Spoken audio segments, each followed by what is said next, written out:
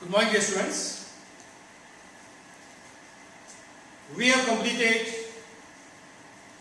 structural isomerism in detail. Now we will talk about stereoisomerism or space isomerism. Remember, there is a basic difference between structural isomerism and stereoisomerism. In structural isomerism, bonding pattern between the isomers is different, or we can say we are having different structure. But in stereoisomerism, bonding pattern, or we can say structure, will remain same, but the arrangement of atoms or group of atoms in space will be different. So let us begin with the definition of stereoisomerism. Isomerism exhibited by two or more compounds with the same molecular formula and structural formula but different space arrangement of atoms or group of atoms in space is called stereoisomerism. Means molecular formula remains same,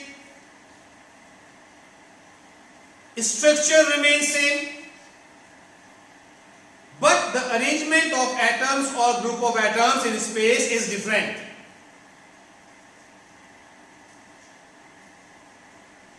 Even the slight variation in the arrangement of atoms or group of atoms in space can changes the properties of the compound drastically. So let me make it more clear. What do we mean by space arrangement and how we get stereoisomerism or high stereoisomers? So here I can take the simplest example of butene for the explanation of stereoisomerism. In space, molecule of butene can be written as C double bond C. Here we have C double bond C, which is written here. Carbon is bonded with hydrogen. Carbon is bonded with CH3. Carbon bonded with hydrogen. Carbon bonded with hydrogen. Carbon bonded with CH3. Carbon bonded with CH3. In the next case, I can interchange the position of CH3 and H. In that case, I will get CH, CH3 here, CCH3 and CH here. So just compare. In case first, both the CH3 groups and both the H groups are on the same side. But in second case, the same groups are on the opposite side. CH3 here, CH3 here, H here, H here. So what is the difference? On this carbon, we have CH3 on this side and H on this side. But in second case, we are having H on this side and CH3 on this side. Bonding pattern remains same.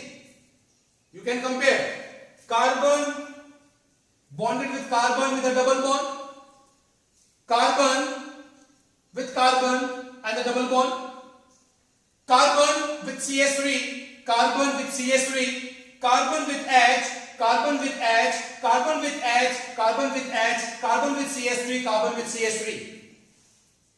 So bonding pattern in both the structures are same.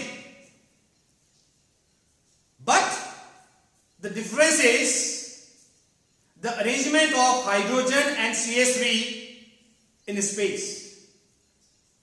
So these two forms or these two isomers exhibits stereoisomerism. Stereoisomerism is further classified into two types. First is geometrical isomerism and second one is optical isomerism. Let us talk about geometrical isomerism. This type of isomerism is exhibited by the organic compounds in which there is a double bond between the carbon-carbon atom, or we can also say it arises due to presence of restricted rotation.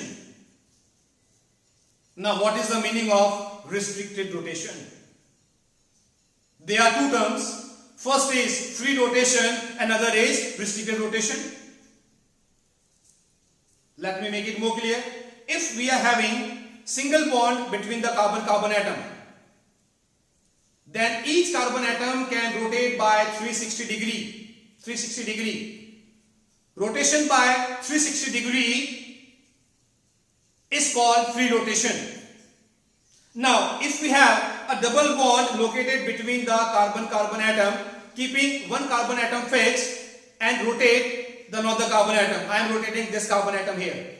So let us see. This carbon can rotate only by 180 degree, not more than that. So rotation by 180 degree between the carbon-carbon atom is called restricted rotation.